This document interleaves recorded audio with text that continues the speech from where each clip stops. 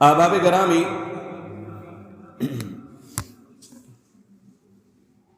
گزشتہ خطبہ جمعۃ المبارک میں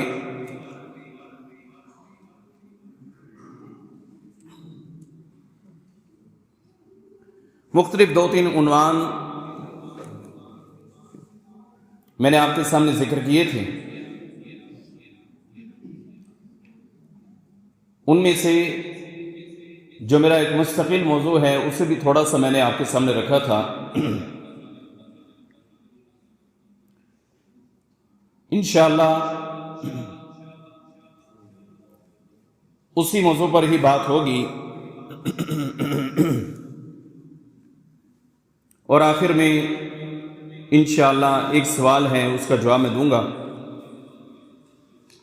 اللہ رب العالمین سے دعا ہے اللہ سے جلال قرآن و حدیث کے مطابق بیان کرنے کی، عمل کرنے کی توفیق عطا فرمائے۔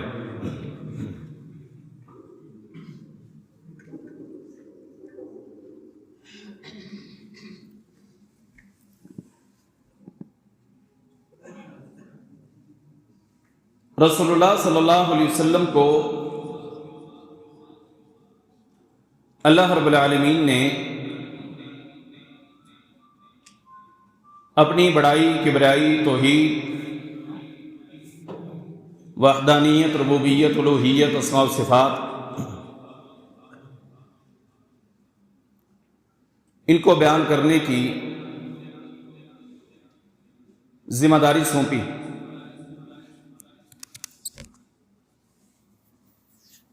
ٹائم مختصر ہے، موضوع کے حوالے سے آپ جانتے ہیں کہ ہم یہاں تک پہنچے ہوئے تھے کہ رسول اللہ صلی اللہ علیہ وسلم پر دوسری وحی اللہ رب العالمین نے اتاری اور ڈیوٹی لگائی کہ اے اپنے اوپر چادر کو اوڑھنے والے نبی، اے اپنے اوپر چادر کو اوڑھنے والے نبی صلی اللہ علیہ وسلم، آپ کھڑے ہو جائیں، اپنے رب کے بارے میں بتلائیں، اس کی بڑائی کو بیان کریں۔ تو نبی صلی اللہ علیہ وسلم نے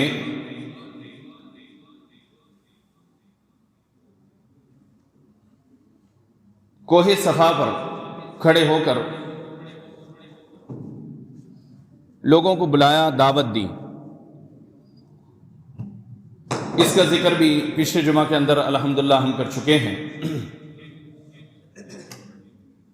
رسول اللہ صلی اللہ علیہ وسلم نے کلمہ لا الہ الا اللہ کی دعوت دینے سے پہلے اپنے کردار کو بیان کیا۔ یہ پچھلے جمعہ میں آپ سن چکے ہیں کہ ایک بیان کرنے والے کا کردار صاف ستھرا ہونا چاہیے۔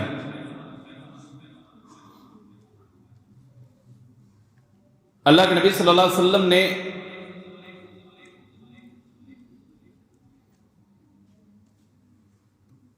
کلمہ لا الہ الا اللہ کی دعوت دی اور کہا کہ اے قریشیوں، ہاشمیوں اور دیگر جتنے بھی قبائل تھے، سب کو اللہ کے نبی صلی اللہ علیہ وسلم نے اکٹھا کر کے فرمایا کہ تم لا الہ الا اللہ کہہ دو، تم کامیاب ہو جاؤ گے، عرب و عجم کے مالک بن جاؤ گے۔ نبی کائنات علیہ الصلوۃ والسلام نے توحید کا علم بلند کر دیا۔ نبی صلی اللہ علیہ وسلم نے اللہ کی یکتائیت، وحدانیت، ربوبیت، الوہیت، اس کا اعلان کیا۔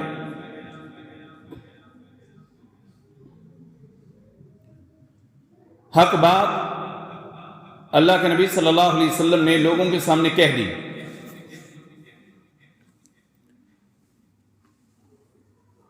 اور جب بھی حق بات ہوتی ہے اس کا ریئیکشن ضرور آتا ہے، لیکن اس کو جھیلنا یہ بھی اللہ کے ہاں بہت بڑا اجر کا سبب ہے۔ اللہ کے نبی صلی اللہ علیہ وسلم نے مشرکین کے سامنے جو شرک کی دلدل میں پھنسے ہوئے تھے، شرک کی گمراہی میں لت پت تھے، ان کے سامنے یہ اعلان کرنا کہ تمہارا خالق مالک رازق مشکل کشا حاجت روا روزی رسا بگنی بنانے والا صرف اللہ ہے۔ اب اس کا ریئیکشن آنا تھا۔ ان سارے لوگوں میں سے اللہ کے نبی صلی اللہ علیہ وسلم کا اپنا ہی سگا چچا ابو لہب وہ بولا اور اس نے کہا تب لک یا محمد صلی اللہ علیہ وسلم لہذا جمعتنا، نبی علیہ السلام کو برا بلا کہا اور کہا کہ آپ ہلاک ہو جائیں، آپ تباہ ہو جائیں، آپ نے ہمیں اس لیے بلایا ہے، یہاں پر ہم سب لوگوں کو اس لیے اکٹھا کیا ہے۔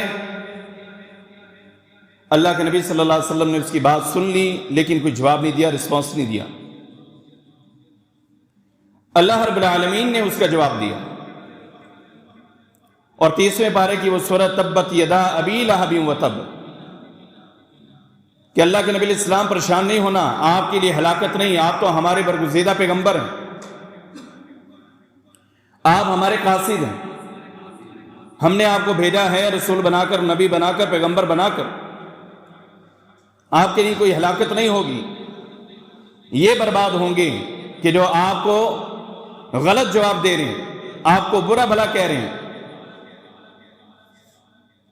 اللہ کے نبی صلی اللہ علیہ وسلم نے جواب نہیں دیا، اللہ رب العالمین نے قرآن اتار کے اس کا جواب دیا کہ تبت یدا ابی لہب وتب ما اغنا عنہ مالہ وما کسب سیصلی نارا ذات لہب وامرأتہ حمالۃ الحطب فی جیدہا حبل من مسد۔ پوری سورہ جو ہے اللہ رب العالمین نے اتاری جس میں ان کی تباہی اور بربادی کا ذکر ہے،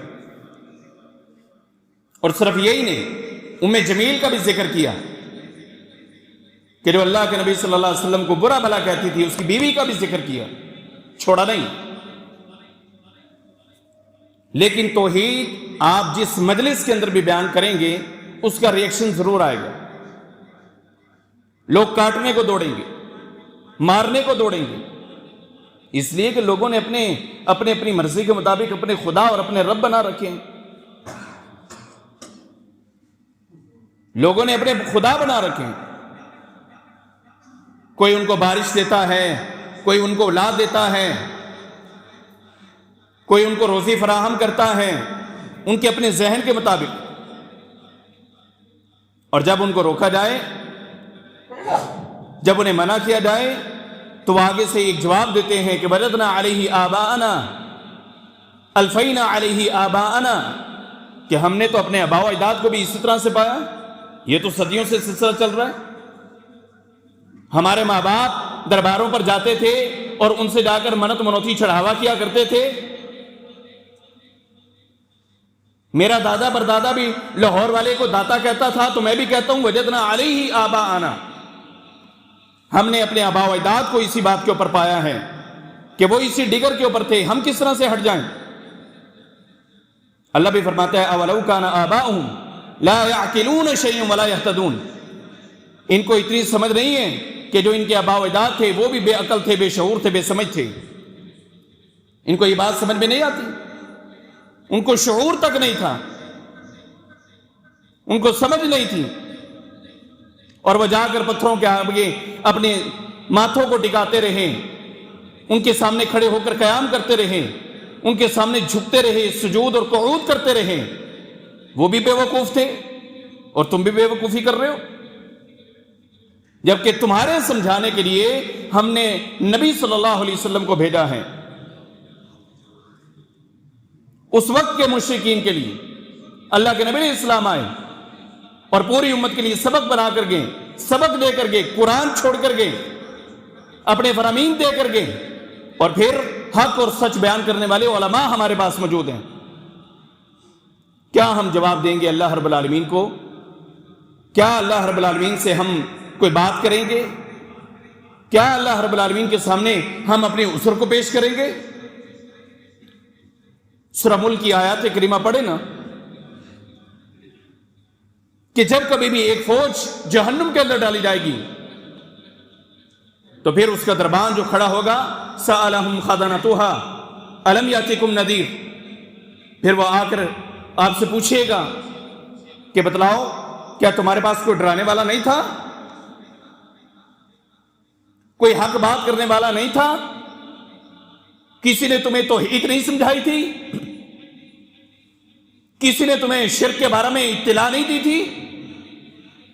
کسی نے اللہ رب العزت کا پیغام تم تک نہیں پہنچایا تھا؟ الم یاتکم نذیر، آر بھی شرکی لطبت، آر بھی شرکی دلدل میں گھسنے والے، آر بھی شرکی گمراہی میں لطبت ہونے والے، آر بھی غیر اللہ کے نام پر نذر و نیاز چڑھاوے دینے والے، آر بھی درباروں پر جا کر اپنی منت اور منوتی دینے والے، وہاں پر جب فرشتہ جہنم کا دربان ان سے یہ سوال کرے گا تو پھر وہ کیا کہیں گے؟ قالوا بلا، آئے تھے۔ مکہ کے مشرک کہیں گے کہ محمد رسول اللہ صلی اللہ علیہ وسلم آئے تھے۔ پاکستان کے مشرک کہیں گے کہ علماء آئے تھے، حق پرست آئے تھے، توحید بیان کرنے والے آئے تھے، دربار سے ہمیں روکتے تھے، مزار میں جانے سے ہمیں منع کرتے تھے، ایک اللہ کی دعوت دینے والے تھے، لیکن ہم نے کیا کیا؟ قالوا بلا، آئے ہیں فکذبنا، ہم نے کیا کیا؟ ہم نے جھٹلایا ان کو، ہم نے جھٹلایا۔ مکہ کے مشرک بھی کہا کرتے تھے کہ یہ اپنی طرف سے باتیں کرتا ہے، اور آج کے لوگ اگر انہیں منع کیا جائے درباروں سے، ان کے سامنے جھکنے سے، ان کے نام پر نذر و نیاز دینے سے، تو وہ بھی کہتے ہیں کہ اے مولوی انجی گال کر دینے۔ قالوا بلا فکذبنا، آئے ہیں لیکن ہم نے کیا کیا؟ ہم نے جھٹلایا۔ وَقُلْنَا مَا نَزَّلَ اللَّهُ مِنْ شَيْءٍ، اللہ نے تو اس طرح کی کوئی بات نہیں اتاری۔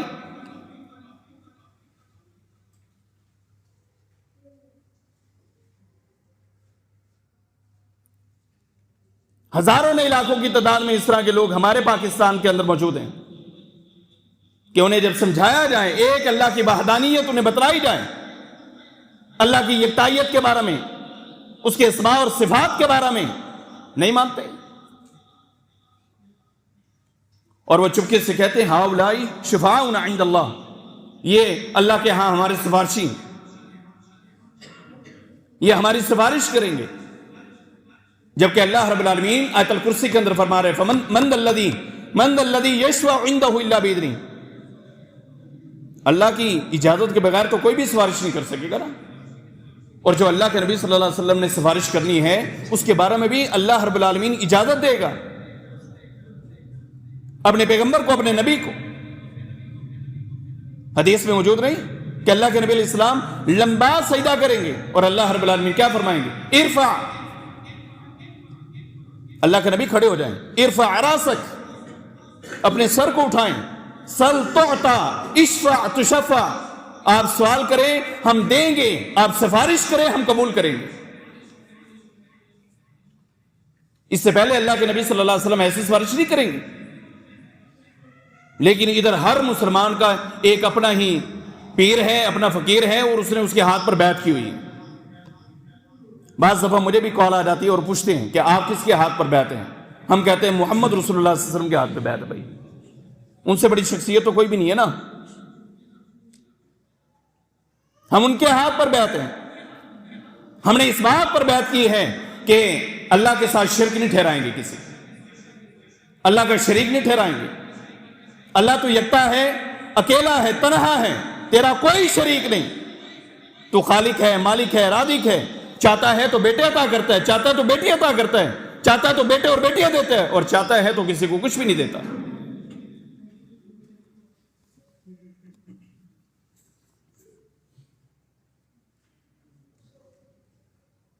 بدقسمتی اس طرح کی ہے، بدقسمتی۔ ہیر اور رانجھے کی قبر پر جا کر نئے جوڑے جو ہیں اپنے لیے اولاد مانگتے ہیں کہ ہمیں اولاد مل جائیں، جبکہ ان دونوں کی ہسٹری آپ پڑھ کر دیکھیں، حرام زندگی گزارتے ہوئے کمارے مر گئے تھے دونوں، شادی نہیں کر سکے۔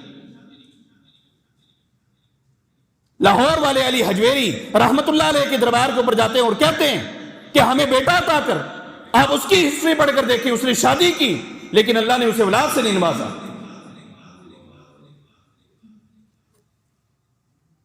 اللہ چاہے تو اپنے نبی کو بھی رگڑنے کے اوپر مجبور کر دے، اور وہ نبی اپنے ماتھے کو رگڑے اور کہے یا اللہ عطا کر، اللہ عطا کر، اللہ عطا نہیں کرتا، جوانی گزر جاتی، جب بڑھاپے میں پہنچتا ہے تو پھر فرشتوں کو کہتا ہے جاؤ میرے اس نبی کو جا کر کہو کہ اب تمہارے ہاں بیٹا پیدا ہوگا۔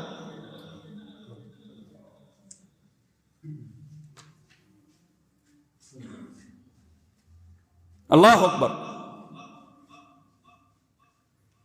زکریا علیہ السلام، انہوں نے مریم علیہ السلام کو دیکھا نا، بند کمرہ ہے، ہوا بھی نہیں گھستی اس میں، کوئی چیز نہیں جا سکتی، دروازہ بند ہے۔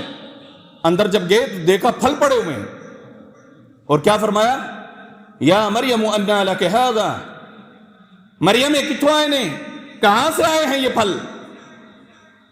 قالت هو من عند اللہ، اور وہ کیا فرماتی ہے کہ اللہ رب العالمین کی طرف سے۔ جب اتنی بات سنی زکریا علیہ السلام نے اسی جگہ پر دعا کی، یا اللہ بن موسم کے، بن کسی کے آئے ہوئے یہ پھل اگر اس کو مل سکتے ہیں تو مجھے بیٹا ہی عطا کر دے۔ زکریا علیہ السلام کو اس وقت میں جا کے اللہ رب العالمین نے پھر یحییٰ عطا کیے تھے۔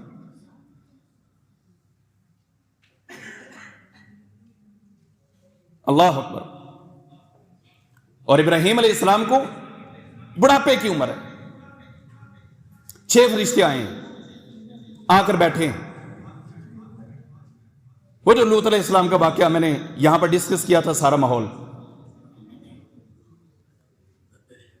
6 فرشتے ہیں، ابراہیم علیہ السلام بھی ڈرے ہوئے، خوف انہیں آیا ہوا ان سے، انہوں نے فرمایا ڈرو نہیں، ہم اللہ کی طرف سے فرشتے ہیں، ہم اس بات کی خوشخبری لے کر آئے ہیں کہ آپ کے گھر میں اب اسحاق آنے والا ہے۔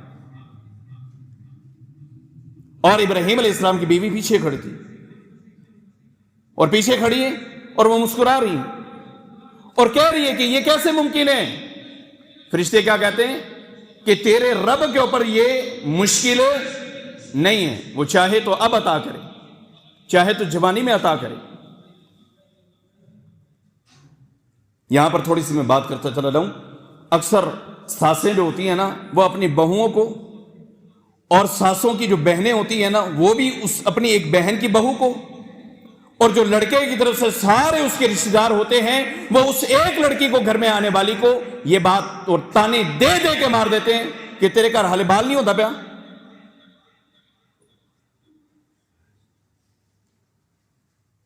یہ اس کے بس کی بات نہیں ہے، یہ اس کے بس کی بات نہیں ہے۔ ایک جملہ میں بولنے لگا ہوں، قرآن و حدیث سے بولنے لگا ہوں۔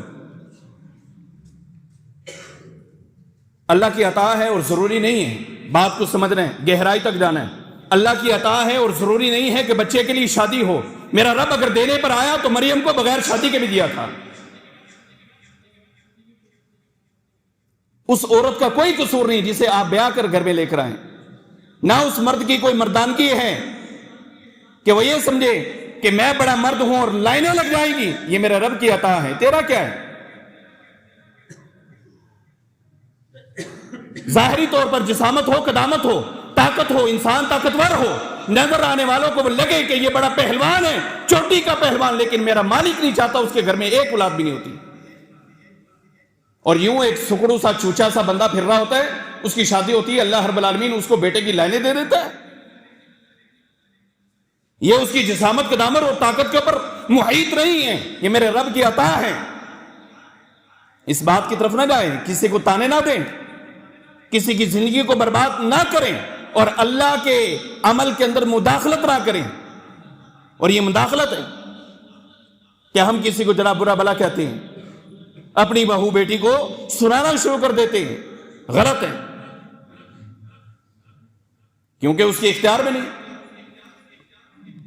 اللہ رب العالمین نے چاہا تو سیدہ خدیجہ الکبریٰ رضی اللہ تعالی عنہا کے بطن سے تو اللہ کے نبی صلی اللہ علیہ وسلم کو اولاد دی، اور ساری کی ساری دی۔ نہیں چاہا تو عائشہ کماری تھی، نہیں دی، ام سلمہ بھی تھی، نہیں دی، زینب ایک تھی، نہیں دی، دوسری زینب تھی، نہیں دی، حفصہ بھی ہے لیکن نہیں دی، ام سلمہ ہے، نہیں دی۔ اللہ کی عطا ہے۔ رب کے کام میں مداخلت نہ دیں، ایک تو رب کے کام میں مداخلت نہ دیں، اور اگر اللہ کسی کو اپنی حکمت کے تحت عطا نہیں کر رہا، اس کا مقصد یہ نہیں کہ اب جا کے درباروں پہ دھکے کھائیں، یہ بھی کام نہیں کرنا۔ جو کرنے کا کام ہے وہ کیا ہے؟ جو کرنے کا کام ہے وہ کیا ہے؟ وہ کام استغفر اللہ ہے، وہ کام اللہ سے معافی کا مانگنا ہے۔ میں نے اسی سٹیج کے اوپر بیان کیا کہ ابھی جب میری شادی نہیں ہوئی تھی تو میں اپنے دوست سے پوچھتا تھا کہ 1 2 3 4 ترتیب کے ساتھ اللہ نے بیٹے ہی عطا کیے ہیں، کوئی عمل تو بتلاؤ کہ کوئی اس طرح کا عمل ہو۔ اس نے کہا کہ مجھے اور تو کچھ نہیں آتا، وہ ڈرائیور تھا، گاڑی چلاتا تھا، آج بھی وہ ڈرائیور ہے، آج بھی وہ گاڑی چلاتا ہے۔ وہ کہتا ہے مجھے اتنا تو کچھ زیادہ پتہ نہیں، لیکن صرف ایک عمل ہے، جتنا مرضی لمبا سفر ہو، بھلے میں لاہور سے نکلا ہوں کراچی جانا ہوں، استغفر اللہ میرے منہ سے ختم نہیں ہوتا۔ استغفر اللہ استغفر اللہ استغفر اللہ استغفر اللہ استغفر اللہ استغفر اللہ۔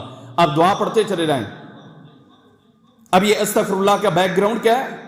اس کے پیچھے کوئی اتنی بڑی بات ہے، اور وہ بات اللہ نے 29ویں پارے سورہ نوح کے اندر بیان کی، استغفروا ربکم انہ کان غفارا۔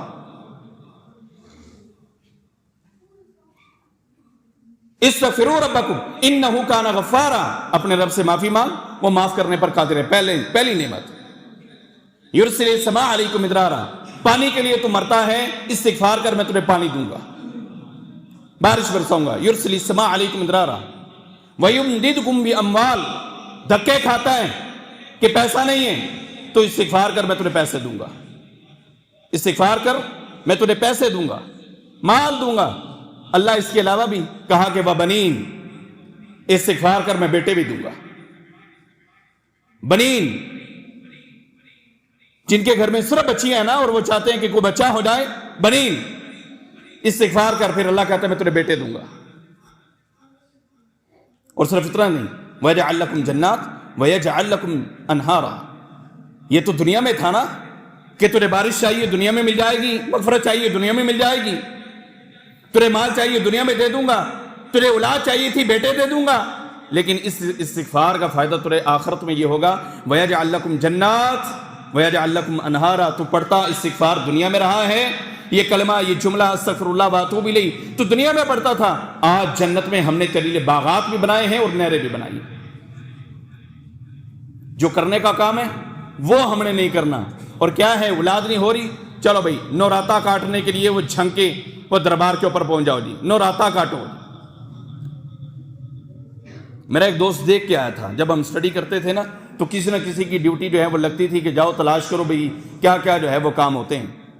تو وہ دیکھ کے آیا تھا نوراتا کس طرح سے ہوتا ہے، اتنا گھٹیا انداز ہے نوراتے کا، سینسیبل لوگ بیٹھے ہیں، اچھا بھی نہیں لگتا، مائیں بہنیں میری بچیاں بیٹیاں کی عمر کی ہیں وہ بھی آئی ہوتی ہیں، تو اچھا نہیں لگتا کہ بندہ اس طرح کی چیز کو جو ہے وہ بیان کرے۔ نوراتا ایک عجیب انداز ہے جو ان درباروں پر کاٹا جاتا ہے، جھنگ کے دربار پر کاٹا جاتا ہے۔ نہیں میرے بھائی، غلط طریقہ نا اپنا، آج سے استغفار پڑھنا شروع کر دے، استغفر اللہ واتوب الیہ۔ زیادہ نہیں پڑھ سکتا نا، اللہ کے نبی صلی اللہ علیہ وسلم فرماتے ہیں کہ میں دن میں 100 مرتبہ پڑھتا ہوں، چل 100 مرتبہ پڑھ لے، 100 مرتبہ پڑھ لے۔ اگر تو سمجھتا 100 بھی زیادہ ہے، اللہ کے نبی فرماتے ہیں انی لا استغفر اللہ بالیوم 70 مرہ، میں ایک دن میں 70 مرتبہ پڑھتا ہوں، تو چل تو 70 مرتبہ پڑھ لے۔ یہ تو تجربہ کر کے دیکھ، اللہ تجھے اولاد سے نوازے گا۔ لیکن یہ کہیں بھی نہیں ہے کہ آپ جناب اولاد نہیں ہو رہی، اٹھے بیوی کو اٹھایا اور چلو بھائی درباروں کی نظر ہو جاؤ۔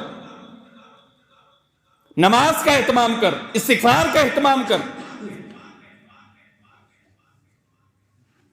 شرک کی دلدل کو چھوڑ۔ ان درباروں اور مزاروں کے اوپر کیا پڑا ہوا ہے؟ اچھا ان کو خود کو نہیں پتا ہوتا، چونا ان کو لگ رہا ہوتا ہے، لیکن دوسروں کے لیے وہ بڑے پیر ہوتے ہیں۔ ایک بندہ گیا مولوی صاحب کے پاس، پیر صاحب کے پاس، مولوی صاحب نہیں پیر صاحب، کیونکہ مولویوں کا پیروں کے ساتھ، پیروں کا مولویوں کے ساتھ کوئی تعلق نہیں ہے۔ اچھا جی، پیر صاحب کے پاس گیا تو کہنے لگا جی بجلی دا بل بڑا ہوتا ہے، کوئی تویز بنا دو۔ ان کا ٹھیک ہے، اس نے جناب تویز شویز لکھا، لکھ کے جو اسے دیا کہ بھی یہ بجلی کا بل زیادہ آتا ہے، یہ اس کا تعویذ ہے، اور فیس اس کی وصول کی 30,000 روپے 30,000 پہ فیس وصول کی اور جو ہے نا وہ تویز لکھ کر دیا کہ بجلی کا بل نہ آئے. اچھا یہ ریالٹی ہے. آپ فیس بک کے اوپر دیکھیں, فیس بک کے اوپر جو بجلی کے میٹر ہے نا اور گیس کے میٹر ہیں, باقاعدہ جو ہے نا یہ تویز ان کے اوپر لٹکائے گئے ہیں کہ بجلی کا بل بھی تھوڑا آئے تو گیس کا بل بھی تھوڑا. بھائی تو تھوڑا بال تھوڑا آئے گا. اچھا اب کیا ہوا ہے؟ اللہ اکبر. وہ اس لیے میں ایک جملہ کہا کرتا تھا, کہہ بھی دیتا ہوں کہ پیر بڑا ہوتا ہے یا مرید بڑا ہوتا ہے, یہ بھی میں آپ کو بات سناتا ہوں. اب وہ 30,000 پہ پیر صاحب نے چارج کیے, تویز بنا کر اپنے مرید کو دیا کہ آئندہ اس کا بل تھوڑا آئے گا. جب 30,000 پیر صاحب نے پکڑے تو فوری طور پر اپنے ایک جناب وہ جو ہوتے ہیں نا ان کے جو مرید ہوتے ہیں خادم وغیرہ, اس کو کہا کہ جلدی سے اپنا بل اٹھا اور جا کے بھر کے آ.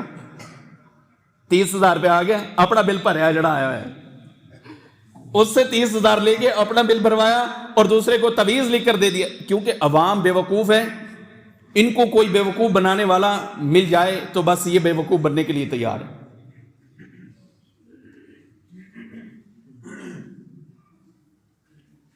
ادھر شریف آباد میں نا کسی نے بتا دیا میرے بارے میں نا کہ وہ بڑا اچھا وہ دم کرتے ہیں, بڑا یہ کرتے ہیں, بڑا وہ کرتے ہیں. خیر وہ بندہ آیا جی, معذرت کے ساتھ پشتون ہے, پڑھا لکھا بندہ لگ رہا ہے, لیکن کسی مشکل میں پھنسا ہوا ہے. تو وہ مجھے کہتا ہے کہ بس ہماری خاتون کا مسئلہ ہے, اس کی تصویر لا کر دیتا ہوں. میں نے کہا یار لوڑ کی یہ دم ہونا ہے تو انجی ہو جانا ہے بھائی, اس کی تصویر کا کیا فائدہ. نہیں وہ اس طرح سے وہ اس نے مجھے سکرین شاٹس کچھ بھیجے, یہ جی یہ تویز بھی ہیں اور یہاں میں نے 30,000 بھرا ہے, یہاں 20,000 بھرا ہے. میں کہا پائی اتنے مسیطے لے آ کر مفت چ دم میں جے خرچہ پانی چاہیے وہ بھی جیبوں دے دیں گے انشاءاللہ. بھائی ہمیں تو کوئی ضرورت نہیں, لیکن لوگ بے وقوف بننے کے لیے بیٹھے ہوئے ہیں. تصویر اور یہ جناب حساب لگائیں جی, یہ حساب لگائیں, وہ حساب لگائیں, وہ حساب لگائیں. ہم تو وہ والا حساب ہے تیرا لا لینے حساب, ہمارے ہاں تو وہ والا حساب ہے تیرا لا لینے حساب. وہ تو بھائی یہ لوگ بیٹھے ہیں آپ کے ایمان کے دشمن ہیں, آپ کو بگاڑنے کے لیے بیٹھے ہیں, اور یہ جادو جنات کے ذریعے سے آپ کی عزت کو بھی خراب کرتے ہیں, آپ کی خواتین کی عزت کے اوپر بھی ہاتھ ڈالتے ہیں, ان کی عزتوں کو برباد کرتے ہیں. یہ ساری چیزیں یہ ان کے ہاں ہیں. آپ اندازہ کریں, میں ذاتی طور پر میں ایک دم کرتا ہوں, اور میں دم کرتا تھا, میرا ایک اپنا انداز تھا کہ میں لڑکا ہو, بچہ ہو, بچی ہو, حتیٰ کہ جوان تک بھی سر کے اوپر ہاتھ رکھ کے دم کرنا. ایک دن میں حدیث ایک پڑھ رہا کہ اللہ کے نبی صلی اللہ علیہ وسلم نے فرمایا کہ کسی بھی غیر محرم کو ہاتھ لگانا, اس کے سر کے اوپر کیل جو ہے وہ ٹھونس دیا جائے, وہ بہتر ہے اس بات سے کہ کسی کو ہاتھ لگائیں. جب میں نے یہ حدیث پڑھی نا تو میرے تو مطلب 14 وہ طبق جو ہوتے ہیں نا وہ روشن ہو گئے. گھبرا گیا کہ یہ کیا ہے بھئی, ہم تو ابھی پرواہ نہیں کرتے کوئی بھی ہے کہ اسے یوں دم کرتے. میں نے اس دن اللہ سے معافی مانگی کہ یا اللہ آئندہ اوتھے پر ہی بٹھا کے اگر کسی کو کرنا بھی ہے تو اوتھے دم دور بیٹھ کے دم کروائیں, کبھی کسی کو کوئی نہیں. اور ویسے بھی کام چھوڑ ہی دیے کیونکہ اس میں شیطانی جو ہے وہ سب سے پہلے, رحمانی کام تھوڑا ہے. بہترین طریقہ آپ خود اپنے گھر میں فاتحہ پڑھیں. امام ابن قیم رحمہ اللہ فرماتے ہیں کہ بڑی سے بڑی بیماری میں نے اس کا علاج فاتحہ کے ساتھ کیا. یار بہترین ہے, کسی سے دم نہ کریں, مجھ سے بھی دم نہ کروائیں, آپ خود کریں. اللہ نے آپ کے گھر میں قرآن جو ہے وہ بھیجا ہے. اللہ کہہ رہے ہیں وَنُنَزِّلُ مِنَ الْقُرْآنِ مَا هُوَ شِفَاءٌ وَرَحْمَةٌ, یہ شفا ہے, سرچشمہ شفا ہے. آپ خود پڑھیں, خود دم کریں, خود اپنے آپ کے اوپر پڑھتے رہیں. اگر آپ, میں یہ دعوے سے کہتا ہوں, صبح و شام کے اذکار اگر آپ کو آتے ہوں, آپ ان کو پڑھتے ہوں, آپ کو کوئی تکلیف نہیں ہوگی. جائیں مجھ سے لکھوا لیں یہ بات. اللہ کے نبی نے نہیں فرمایا کہ 3 مرتبہ بسم اللہ الذی لا یضر مع اسمہ شیء فی الارض ولا فی السماء, 3 مرتبہ صبح 3 مرتبہ شام پڑھ لے, اسے کسی قسم کا کوئی جادو, کوئی زہریلی چیزیں اثر نہیں کرتی. میرے بھائیو جو نہیں پڑھتے نا وہی دم کروانے آتے ہیں. جن کو واش روم جانے کی دعا نہیں آتی, نکلنے کی نہیں آتی, وہی آتے ہیں دم کروانے کے لیے. یہ تجربات ہے میرے. یوں ہی, اور خواتین کے ساتھ یہ معاملہ زیادہ ہوتا ہے. خواتین کے ساتھ وہ اپنے کاموں میں لگی ہوتی ہیں, یکدم زور ڈالا، وہ بھاگی اور دوڑی، کوئی انہوں نے دعا نہیں پڑھنی، اپنا جناب فراغت کی اور چلو بھائی دوبارہ نکلی اور واپس چلی گئی۔ شیطان حملہ کرتا ہے اس کے اوپر۔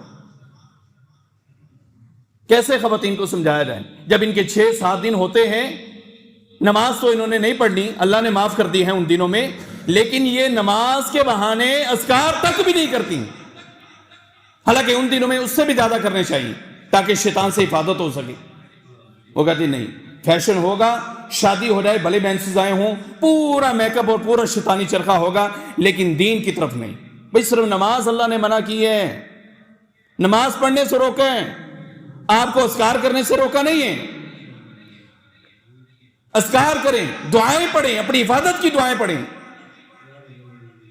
تو بات جو میری چلی تھی، اللہ رب العالمین نے اللہ کے نبی صلی اللہ علیہ وسلم کو یہ ذمہ داری سونپی تھی، وحدانیت، ربوبیت، الوہیت، اسماء و صفات کو بیان کرنے کی۔ اللہ کے نبی نے وہ اعلان کیا اور ان کو اس بات سے روکا کہ بھائی اللہ کے علاوہ کوئی نہیں، اللہ کے علاوہ کوئی نہیں۔ وہ پیغام قیامت تک کے لیے پیغام ہے۔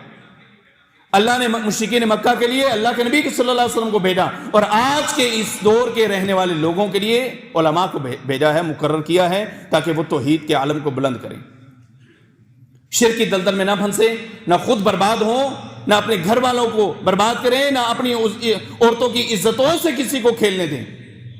اپنا علاج سورہ فاتحہ کے ساتھ کریں، بہترین علاج ہے، بہترین علاج کہ آپ سورہ فاتحہ پڑھ لیتے ہیں۔ اللہ سے دعا ہے اللہ عز و جل عمل کی توفیق